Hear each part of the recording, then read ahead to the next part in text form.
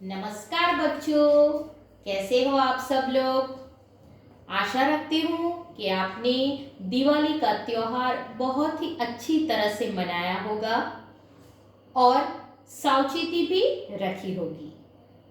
बच्चों, हमारी पिछली जितनी भी वीडियो है उसमें हमने हमारे सत्र 1 विषय हिंदी का अभ्यासक्रम पूर्ण कर लिया था।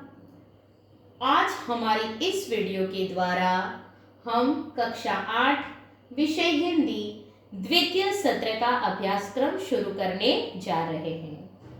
बच्चों, आप जानते ही हो कि जैसे आपने प्रथम सत्र में हिंदी विषय की नोटबुक बनाई थी 200 पेज की, वैसे ही आपको द्वितीय सत्र के लिए भी 200 पेज की एक नोटबुक बनानी है। और हमारे आगे के भाग में हम हमारे गद्य और पद्य विभाग का लेखन कार्य पूर्ण करेंगे और हमारी नोटबुक के पीछे के विभाग से हम हमारा निबंध लेखन और पत्र लेखन का कार्य करेंगे। बच्चों, सत्र 1 का हमारा अभ्यासक्रम तो पूर्ण हो चुका है। आशा रखती हूँ आपने उसका सभी लेखन कार्य अच्छे से किया होगा। मैं इस वजह से आपको यह बात बता रही हूँ क्योंकि हमारी पाठशाला के द्वारा सत्र 1 के अभ्यासक्रम पर आधारित परीक्षा ली जाएगी, इसलिए आपको सत्र 1 का अभ्यास करते रहना है और उसकी तैयारी भी करते रहना है।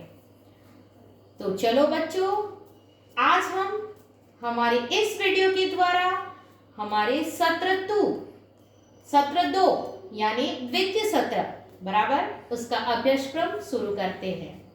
तो मन में सरस्वती का नाम लेते हुए आज हम हमारे हिंदी विषय का अभ्यासक्रम शुरू करते हैं। बच्चों, हमारे हिंदी विषय की अनुक्रमणिका से शुरू करते हैं। हमको सत्र 2 में यानी द्वितीय सत्र में हिंदी विषय में 9 पाठ आएंगे बराबर, और उसमें से हमें उसके साथ पुनरावर्तन 1 और पुनरावर्तन 2 भी हमें तैयार करना पड़ेगा। तो इस हिसाब से हमें 9 पाठ सत्र 2 में आएंगे और उसके साथ में पुनरावर्तन 1 और पुनरावर्तन 2। आज हम हमारी इस अनुक्रमणिका के आधार पर क्रम 1 में जो हमारा पहला इकाई आता है पत्र एवं डायरी, उसकी शुरुआत करते हैं। तो चलो बच्चों, हम हमारी इकाई 1 पत्र एवं डायरी की शुरुआत करते हैं। बच्चों, हमारा इकाई है इकाई 1 पत्र एवं डायरी। हमारे इस इकाई के द्वारा हम पत्र और डायरी के महत्व के बारे में जानकारी प्राप्त करेंगे। बच्चों, आज हम पहले पत्र के बारे में जानकारी प्राप्त करते हैं। आप सब जानते हो कि टेलीफोन, मोबाइल, ईमेल जैसी अत्याधुनिक सुविधाओं के बावजूद पत्र लेखन का आज भी अपना महत्व है। मित्रों, परिवारजनों तथा संबंधित अधिकारियों को पत्र लिखने के अवसर आते ही है बराबर। मित्रों को, परिवारजनों या संबंधित अधिकारियों को पत्र लिखने के अवसर तो आते ही है। अंततः पत्र लेखन की कला का ज्ञान होना बहुत आवश्यक है। सही बात है ना बच्चों, बराबर। पत्र लेखन के अंदर व्यक्तिगत पत्र आते हैं, कार्यालयी पत्र आते हैं और व्यावसायिक पत्र आते हैं। व्यक्तिगत पत्र में हम देखते हैं तो परिवारजनों और मित्रों को खास करके यह व्यक्तिगत पत्र लिखे जाते हैं। कार्यालयी पत्र वो पत्र होते हैं जो खास करके अधिकारियों को उनसे संबंधित मामलों में शिकायत करने के लिए लिखे जाते हैं। और व्यावसायिक पत्र वह पत्र होते हैं जिसे व्यापारी से उससे संबंधित वस्तु मंगाने के लिए खास तौर पर लिखे जाते हैं। यहाँ आप देख रहे हो कि दूर बसे अपने संबंधियों, मित्रों, परिवारजनों तथा कभी कभी विभिन्न अधिकारियों को पत्र लिखने की आवश्यकता रहती है। पत्रों के द्वारा हम अपनी बात अत्यंत सुगमता से उन तक पहुंचा सकते हैं। यद्यपि आजकल के युग की बात करें तो हम सब जानते हैं कि telephone, email, internet, mobile phone आदि द्वारा भी यह कार्य किया जाता है, और फिर भी पत्रों का महत्व कम नहीं हुआ है। क्यों कम नहीं हुआ है बच्चों? क्योंकि पत्र के द्वारा विस्तार से अपनी बात व्यक्त की जा सकती है। बराबर है। पत्र के द्वारा विचारों को प्रेषित करना अन्य साधनों की अपेक्षा कैसा होता है? सस्ता होता है। अगर हम मोबाइल पे इतनी सारी बातें करें या फिर इतना सारा लिखें तो मोबाइल का बिल ज्यादा आ सकता है, अन्य खर्च बढ़ सकता है। बराबर। लेकिन पत्र के द्वारा विचारों को प्रेषित करना अन्य साधनों से कैसा है? सस्ता है। अधिकारियों तक अपनी बात पहुंचाने, बराबर, जो बड़े बड़े अधिकारी होते हैं उन तक अपनी बात पहुंचाने के लिए तो हमें उनको पत्र ही लिखना पड़ता है बच्चों। शिकायत करना हो अगर किसे, शिकायती पत्र लिखना हो, बराबर है, तो उसके लिए भी हमें क्या करना पड़ेगा? हमें पत्र ही लिखना पड़ेगा। बराबर। अगर सोचो, उदाहरण के तौर पर अगर हमें स्वास्थ्य अधिकारी को पत्र लिखना है, शिकायती पत्र लिखना है, बराबर, कि हमारे मोहल्ले में बहुत ही गंदगी फैली हुई है, तो हम क्या करेंगे? तब हम उन्हें पत्र ही लिखेंगे। हमें कोई पुस्तक विक्रेता को पत्र लिखना है, बराबर, कोई पुस्तकें मंगानी है, तो हम उन्हें पत्र के द्वारा अपनी बात बता सकते हैं, पुस्तकें मंगवा सकते हैं। बराबर। तो अधिकारियों तक अपनी बात पहुंचानी, शिकायत करनी, आवेदन या प्रार्थना, बराबर, छुट्टी के लिए प्रधानाध्यापक को अगर पत्र लिखना है तो भी हमें पत्र के द्वारा ही उन्हें सूचित करना पड़ता है।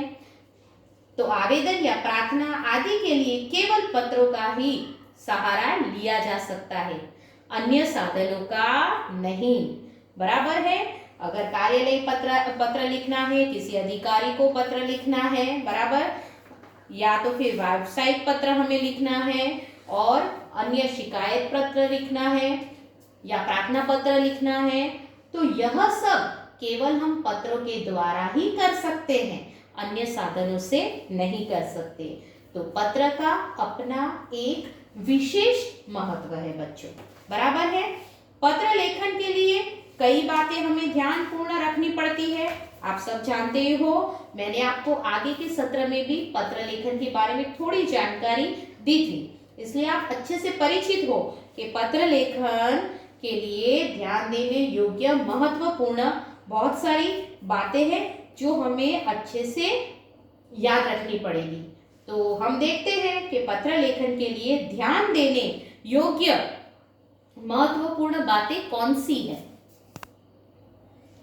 बच्चों, पत्र लेखन के लिए ध्यान देने योग्य महत्वपूर्ण बातें समझने से पहले हम देख लेते हैं कि पत्र भी अलग अलग प्रकार के होते हैं, जैसे निमंत्रण पत्र, बधाई पत्र, आश्वासन पत्र, अनुमति पत्र, प्रार्थना पत्र, कार्यालयी पत्र और व्यावसायिक पत्र।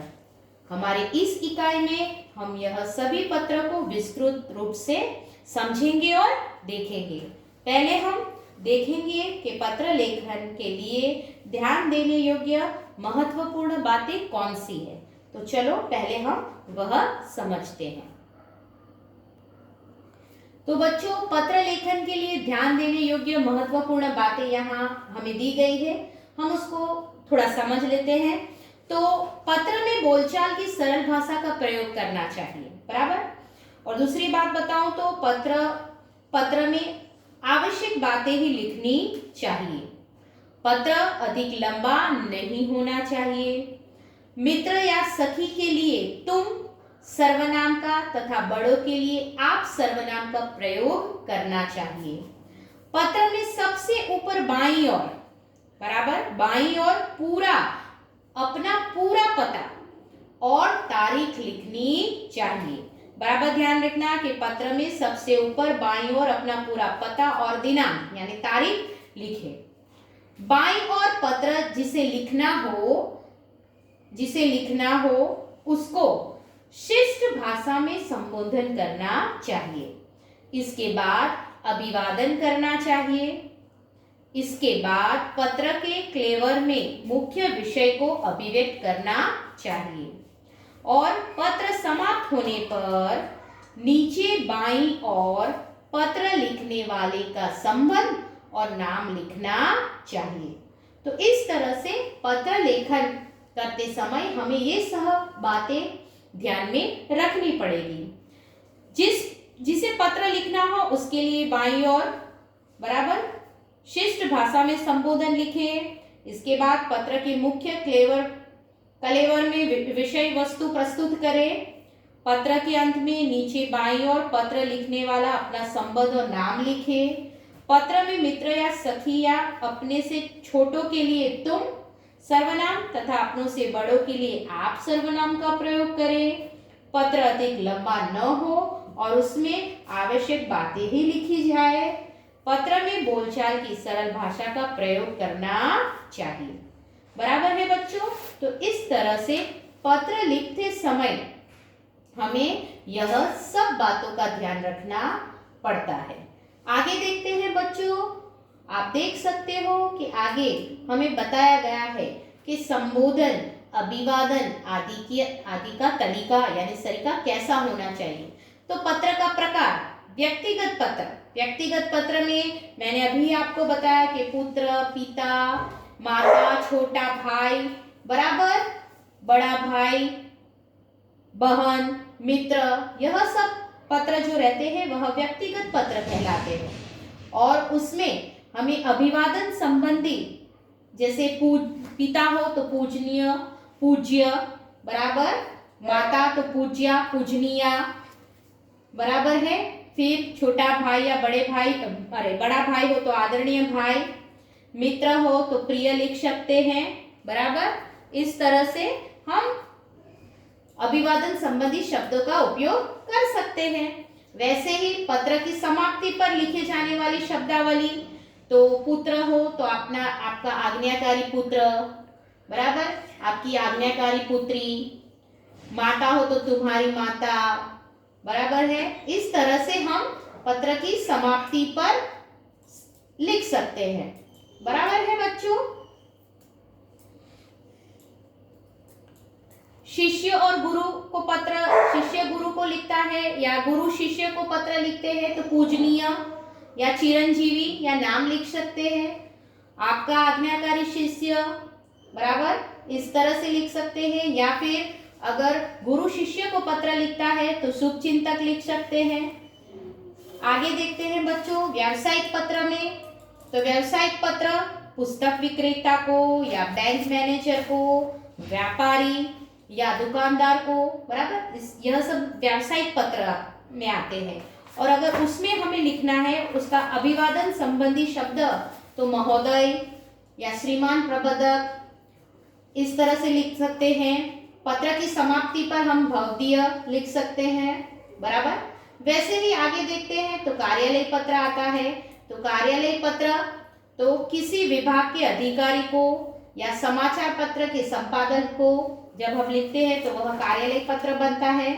उसमें हम अभिवादन संबंधी शब्द में मान्यवर, महोदय, श्रीमान संपादक महोदय, और समाप्ति पर हम भवदीय, निवेदक, प्रार्थी, विनीत, भवदीय या निवेदक शब्द का उपयोग कर सकते हैं बच्चों।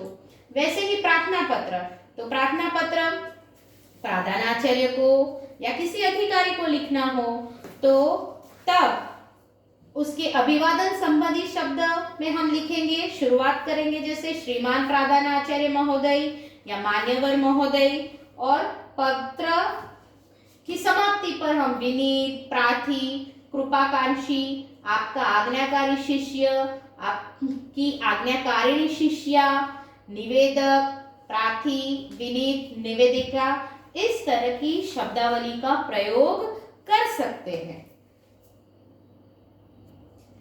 तो देखा बच्चों, आज हमारी इस वीडियो में हमने हमारी इकाई 1 पत्र एवं डायरी में हमने पत्रों के महत्व के बारे में जाना। हमने देखा कि टेलीफोन, मोबाइल, ईमेल जैसी अत्याधुनिक सुविधाओं के बावजूद पत्र लेखन का आज भी अपना एक अलग महत्व है। बराबर, पत्र के अलग अलग प्रकार देखे और हमने वह भी देखा कि पत्र लेखन के लिए ध्यान देने योग्य महत्वपूर्ण बातें भी देखी और पत्र किस प्रकार से लिखे जाते हैं और पत्र लिखते समय हमें उसकी शुरुआत और अंत में किस प्रकार की शब्दावली का उपयोग करना है, यह भी हमने हमारी आज की वीडियो में देखा और समझा। आज हमारी वीडियो में हम यहाँ तक ही देखेंगे। हमारी अगली वीडियो में अब हम अलग अलग पत्रों को समझेंगे और देखेंगे और साथ में यह भी जानेंगे कि पत्रों को किस प्रकार हम लिख सकते हैं। तो अपना ख्याल रखना बच्चों, आना बच्चों।